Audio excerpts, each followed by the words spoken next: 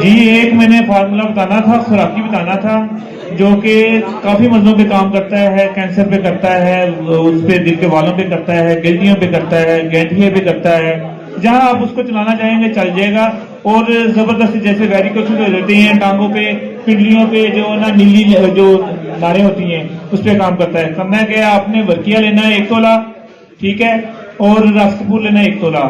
वर्किया को आपने डालना है 1 पाव हल्दी के पानी में। हल्दी आजकल ताजा है, हल्दी के पानी में आपने खल करके उसकी टिक्की बना लेनी है।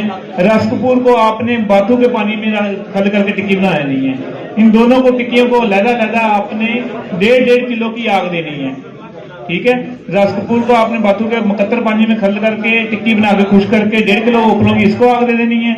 और वर्किया को हल्दी के पानी में खल करके इसको आग दे देनी है। ये आपका एंटीबायोटिक बन जाएगा इंशाल्लाह। पस के मामला जो भी होंगे, गैंठिए के मामला जो भी होंगे, दिल के वालों के मामला जो भी होंगे, वो कवर करेगा।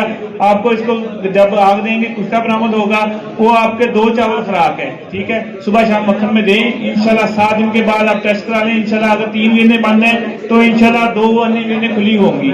ये मेरा तजर्बे के अमल है जो मैंने आपको बताया, और बहुत जबरदस्त चीज है।